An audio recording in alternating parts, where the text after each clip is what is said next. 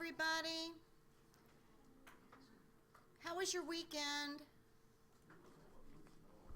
Oh, I mean, it was gorgeous. It's just today is kind of getting nasty, isn't it? Bummer. Um, we update on the quiz. I posted it on Sunday evening, realistically, to the Moodle site. So you'll have until next Sunday evening at 11:55 p.m. to complete it. Those of you that have finished it did well. Okay? Very good grades. So I think you'll find it to be, how many of you guys in here did it? 2 of you. Was it fairly easy? It was okay. The rest was okay. And the multiple choice were worth how many points? 3 points, guys.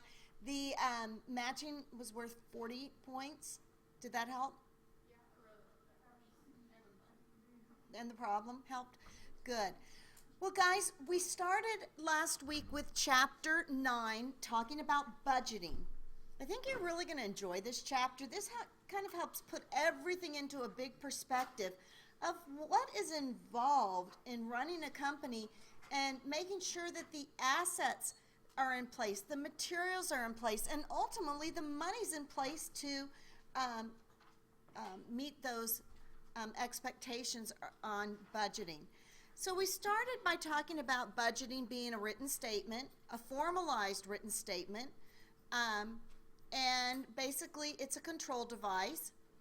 And from there we talked about benefits of budgeting. It helps plan ahead.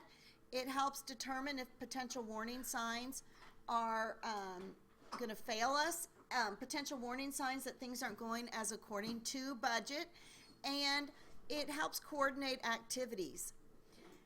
And then from there we discussed various types of budgeting. When all people in the organization are a part of the budget, it's sure going to allot for a budget that's people want to adhere to because they were a part of planning for it.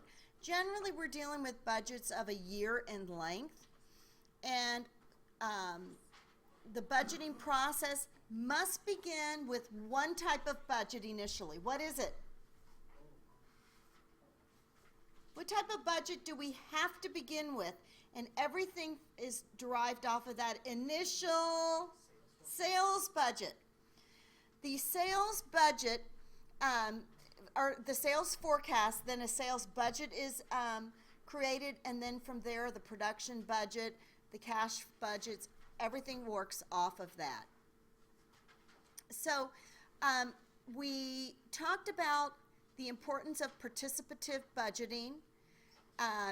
Basically is lower level managers get to have a piece in what's happening. It costs a lot of money to do. There are a lot of hands involved in participative budgeting, but ultimately I think you're going to get better results if everyone gets to have a piece in the planning. And then from there we just talked about long-range planning is really different than budgeting. Long-range planning usually involves a 3 to 5 year period or beyond, and whereas budgeting is going to be within the year, short-term planning.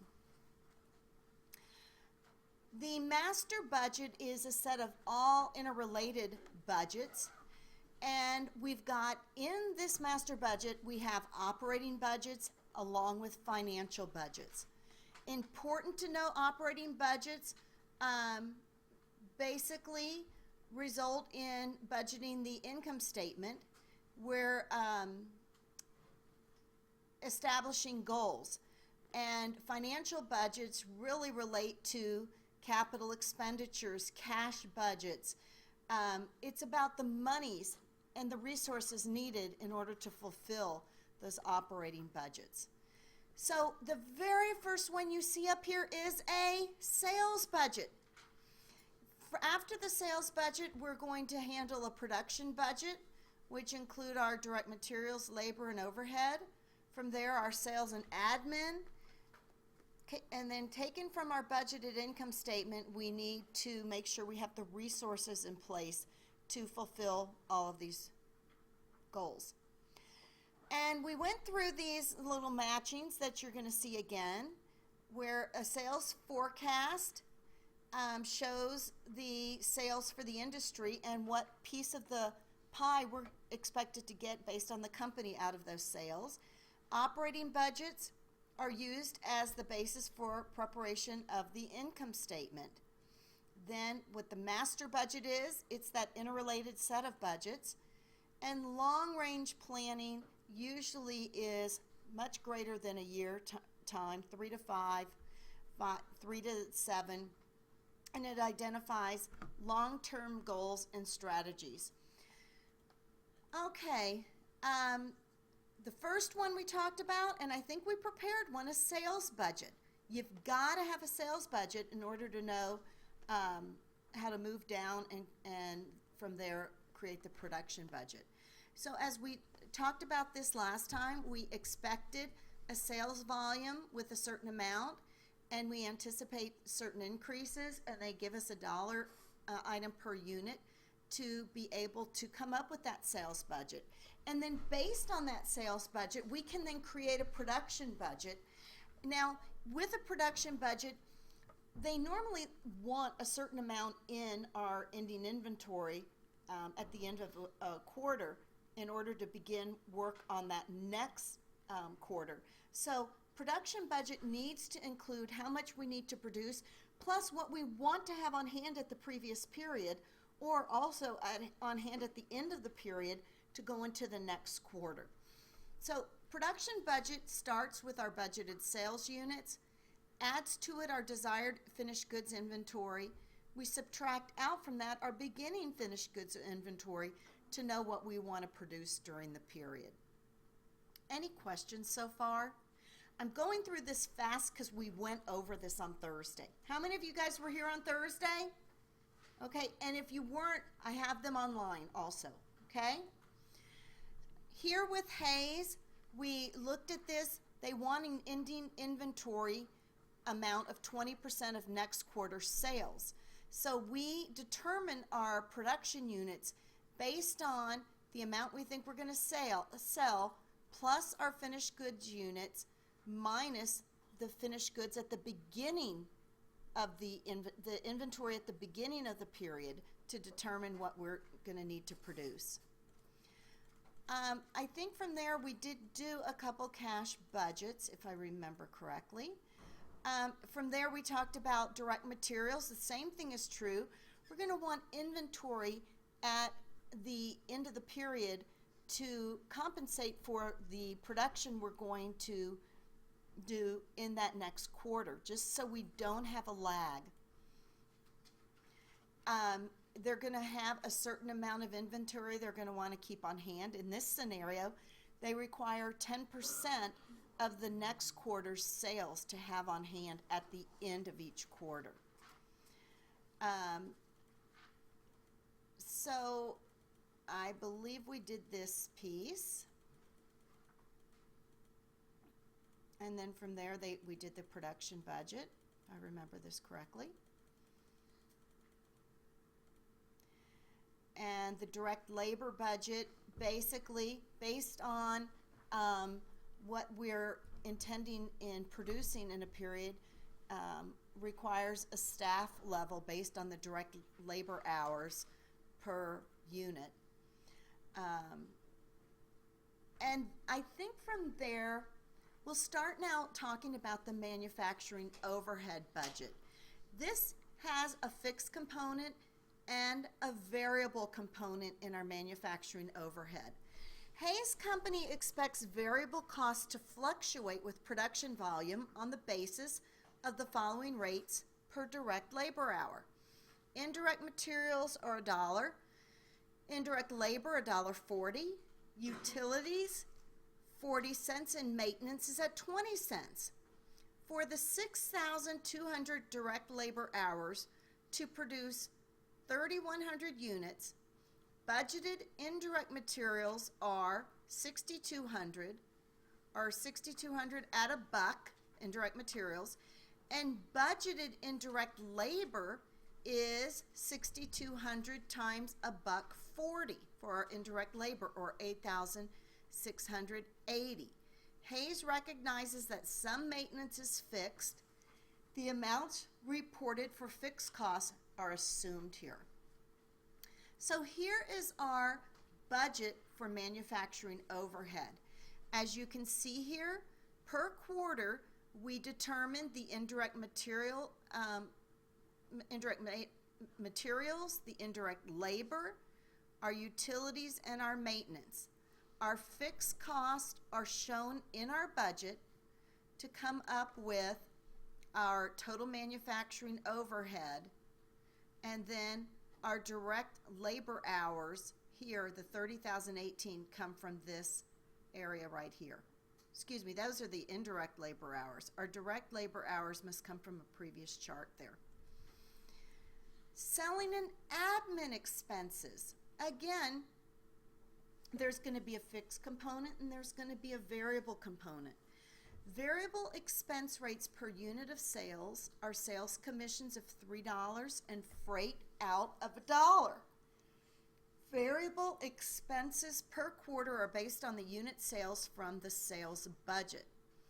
Hayes expects sales in the first quarter to be 3,000 units, and fixed expenses are based on some assumed data. So by looking at the sales and administrative budget, you're going to see the units we expect to sell, the variable expenses of sales commissions $3 a unit, freight $1 a unit. So you see that it has been tied across to all the sales. The fixed costs are shown below. They don't vary from quarter to quarter. So as you can see here, our total selling and admin for the period or the year is 180, and it's going up 42, 44, 46, and 48 because the variable unit is changing as the sales increase. A sales budget is A, derived from the production budget, B, management's best estimate of sales revenue for the year, C, not the starting point of the master budget, or D, prepared only for credit sales. What do you guys think?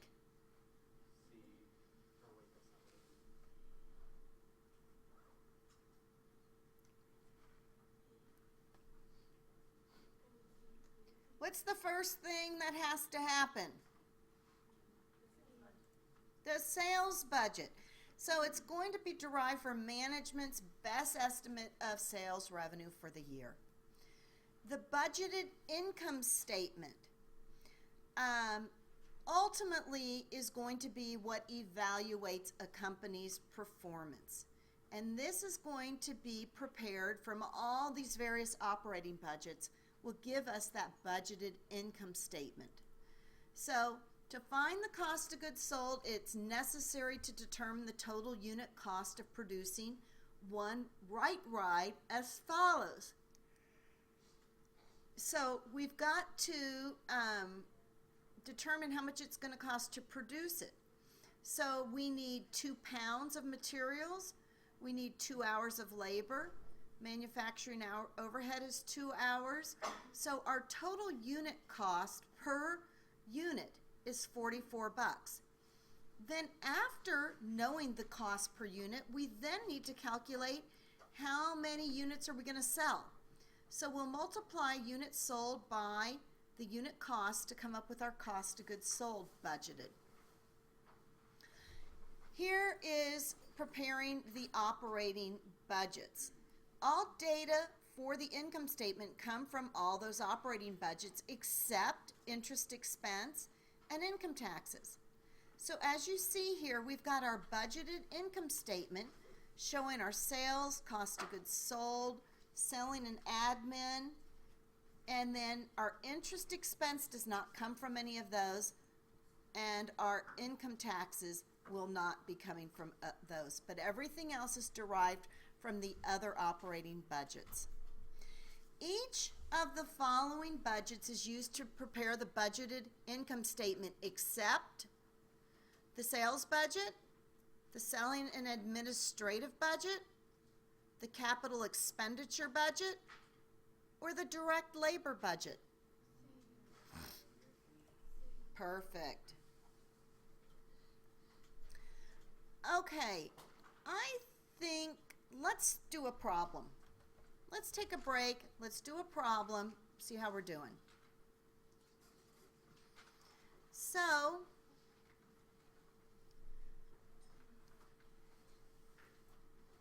oh, excuse me. Let's just see, chapter 9.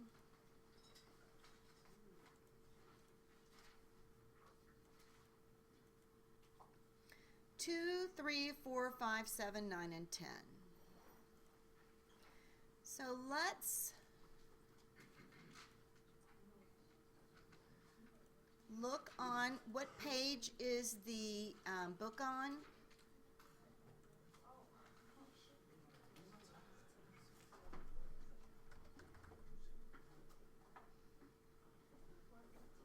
$4.15.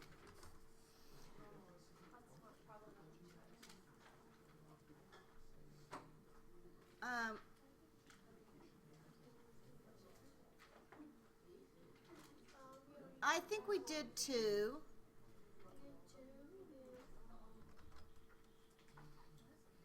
Did we do problem 9.3? I think we did that also.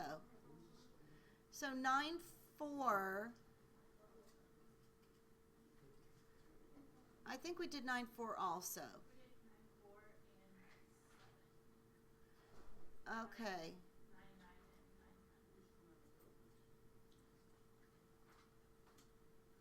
We did 9.7.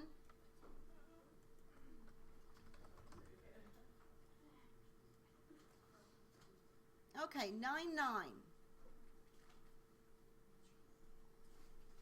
We are going to complete 9.9. Donegal Company makes and sells artistic frames for pictures.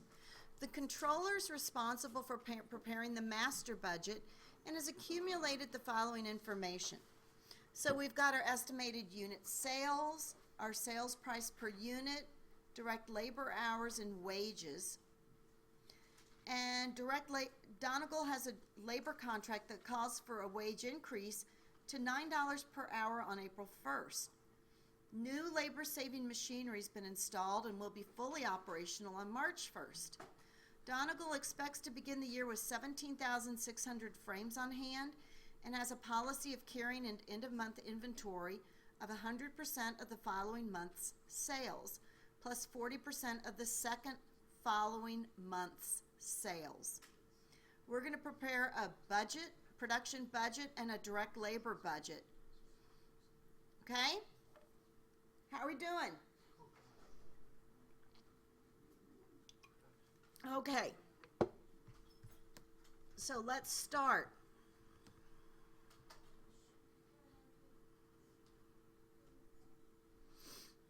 Okay, so we're going to start by opening up an Excel,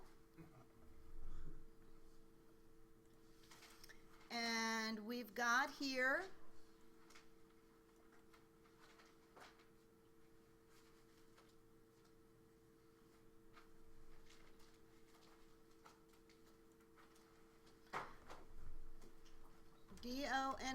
Donnegal Company.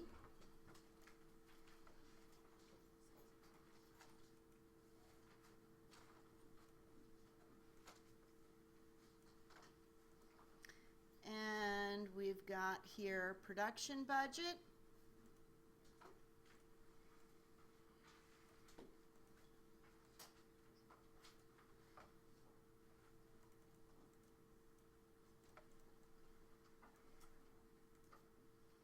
So we've got our production budget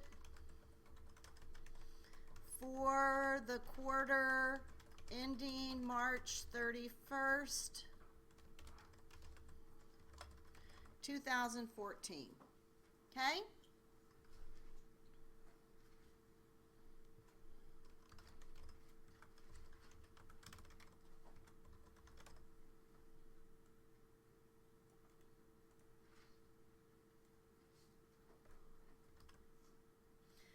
Okay, and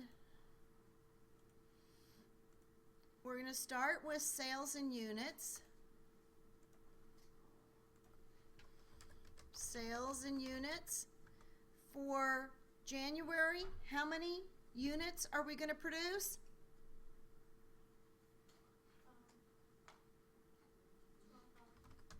February?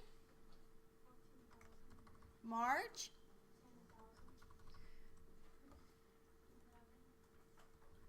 So we've got a total of 36,000 units for this quarter. Then from there, we're going to plus desired ending inventory.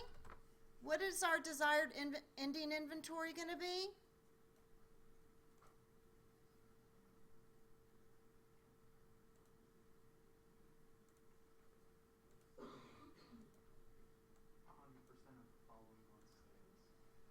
$100 of the following month's sales. 100% of the following month's sales.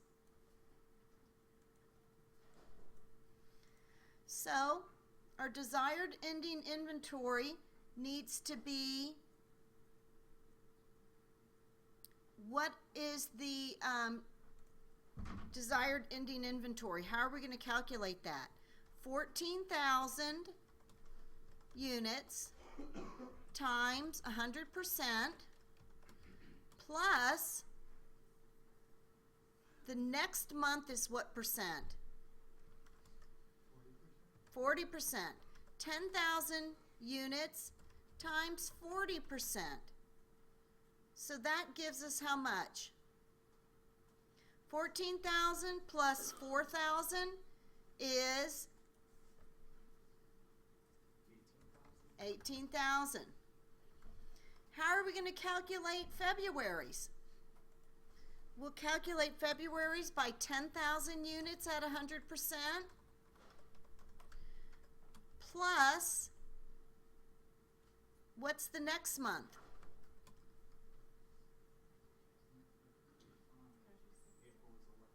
11,000 units at 40% gives us what percent, what amount?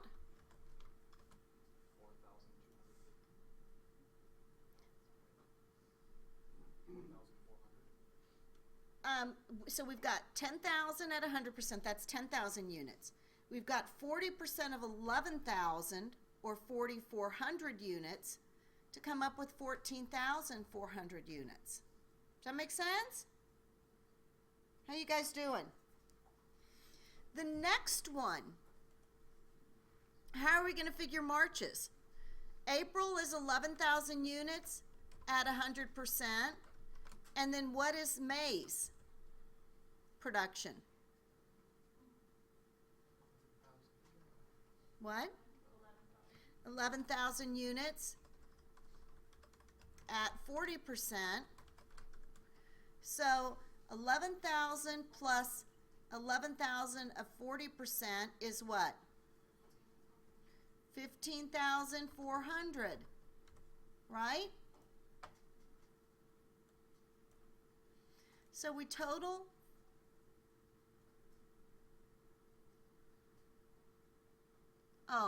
plus desired ending inventory. This isn't a total. This is our ending inventory as of March because it's for the quarter. Sorry about that.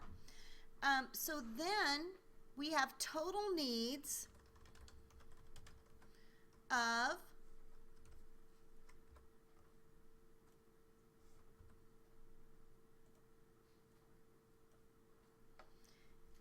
no, what am I doing wrong?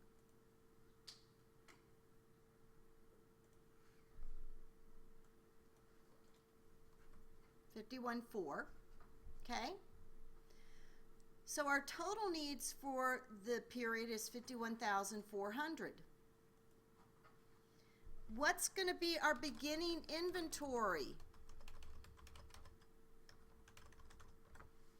How are we going to calculate our beginning inventory? Kind of just the way we calculated our ending inventory, aren't we? What's our beginning inventory?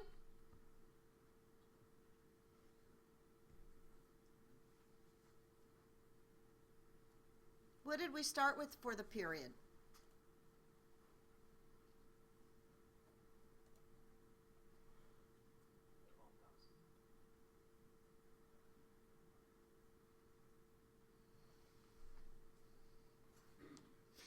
begins the year with 17,600 frames on hand, and has a policy of carrying an end-of-month inventory of 100% of the following month's sales plus 40%.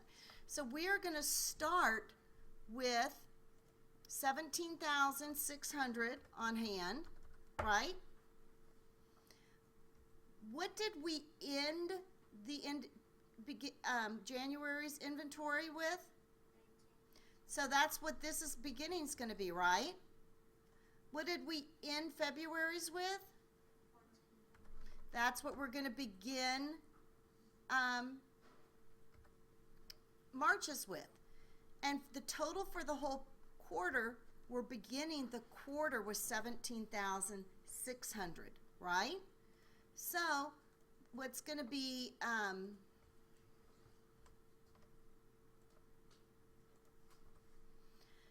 our required production units now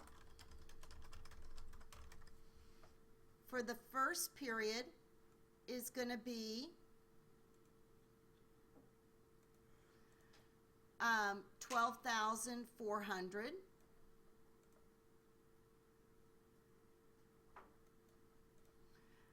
This one is going to be 10,400.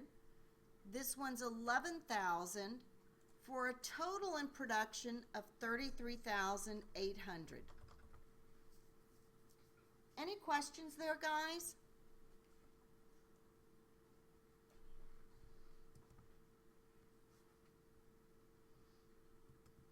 Okay, let's look now back to see what else we need to do. I'm sorry.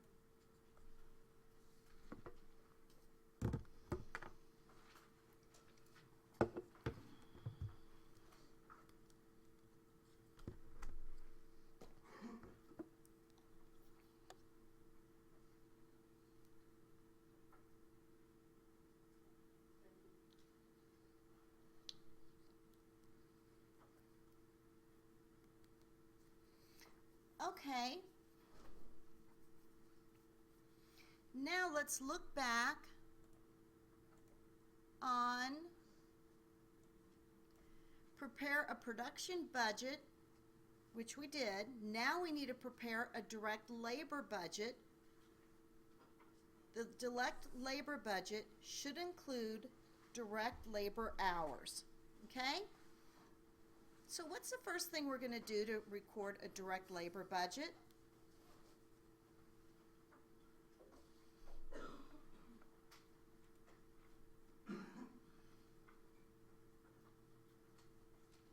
We're going to start that direct labor budget by taking our required production units, okay?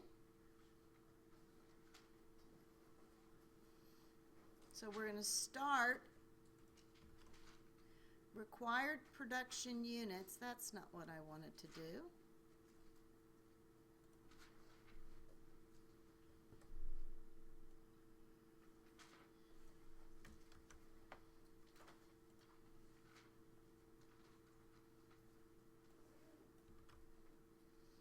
Okay, February, and then I'm going to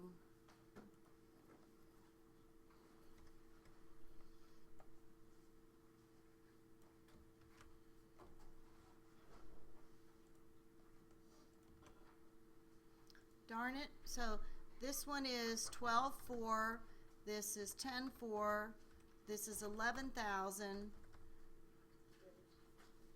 and we have a total there of 33,800, which we don't need to worry about that right now. Okay, so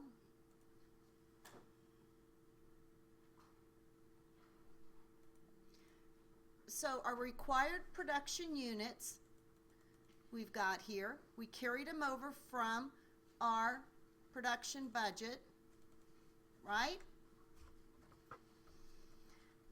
The required production units. What's the next thing we're going to do now, guys?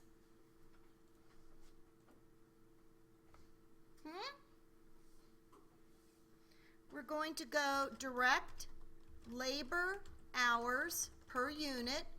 What are our direct labor hours per units?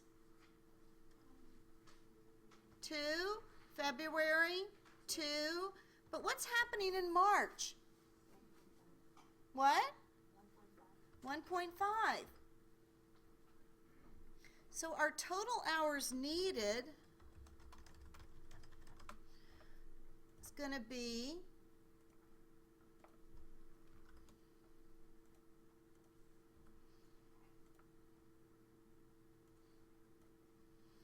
24,800, 20,800, and 16,500. And what is our rate per hour?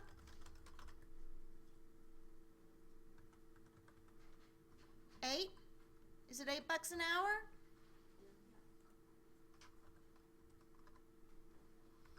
So our total direct labor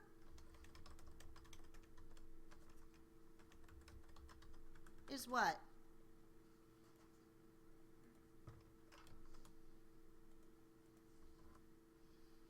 $198.4, $166.4, and $132, for a total there of $496,800. Right? How you guys doing?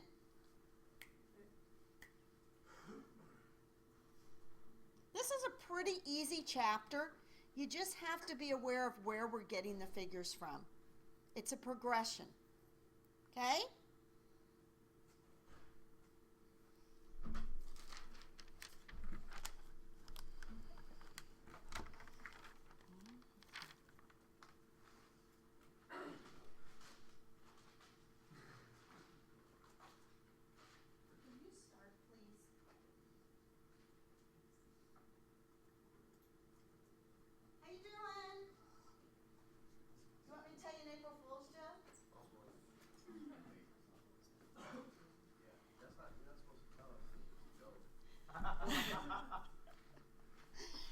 Every year, I've been married for 10 years. I'm 53, need I say any more? But for 10 years, I wake up every April. The first year I woke up, Jim, guess what? He says what? I'm pregnant. He says, April Fools! Now I turn over, I didn't even do it this morning. I look over, I said, guess what? And he'll say, April Fools! Anyway, I gotta come up with a good one. My daughter said to come up with one, I'm leaving you. Not real good, no. I gotta come up with a good April Fool's joke. I can't think of one. Any thoughts would be welcomed. Anyway.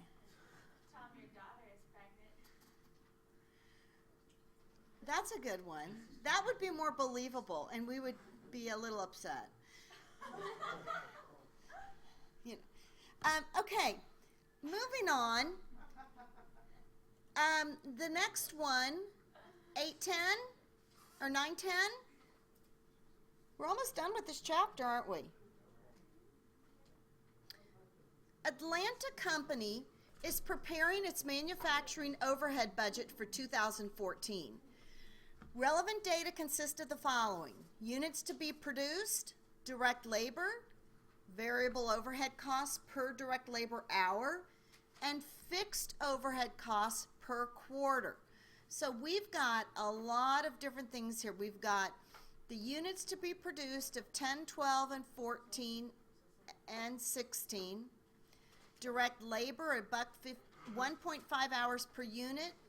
It gives us all of our variable costs per direct labor hour and our fixed overhead. Okay?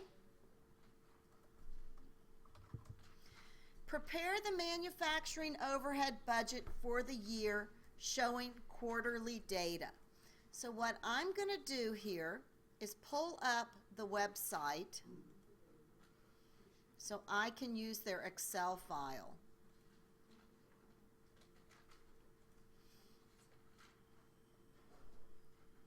$9.10.